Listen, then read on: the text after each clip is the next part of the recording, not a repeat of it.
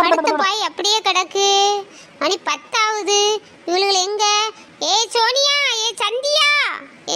சின்ன பிள்ளைகள் இருக்கிற வீடோட காலையிலே சுத்தமா இருக்கும். 2 குமரியில் இருக்கால, வீடு எப்படி கிடக்கு பாரு. வீடு வீடா இருக்கா. 4 பேர் வந்தா வீடை என்ன சொல்லுவாங்க? பிள்ளைகள் பொட்ட பிள்ளைகள் இருக்க வீடு மாதிரியா வச்சிருக்காளுங்க. ஏ சோனி, ஏ சோனி. வந்துட்டேன், சொல்லுங்கம்மா. இங்க வாடி எரும மாடு, படுத்த பாயை சுருட்டி இருக்கியா?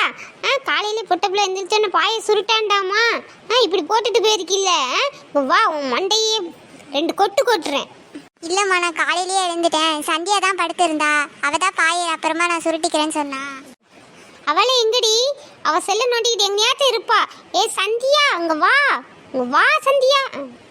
ஒரு தல காதல தந்த இந்த தருதல மனசுக்குள் வந்த காதலிக்க கைடு இல்ல சொல்லி தரேன் வாவாத்தி.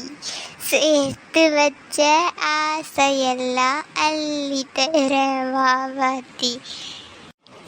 காலையிலே எந்திரிச்சு படுத்த பாயை சுருட்ட தெரியல. படிக்கிறதுக்கு கைடு வாங்கி தரணும்னு கேட்கல.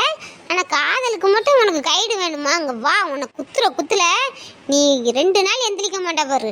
ஒரு அடி அடிக்காதங்கம்மா. எம்மா விடுங்கம்மா, வலிக்குதும்மா. அடிக்காதங்கம்மா. நாளையிலேருந்து காலையிலே பாயை சுருட்டி அடிக்காதங்கம்மா.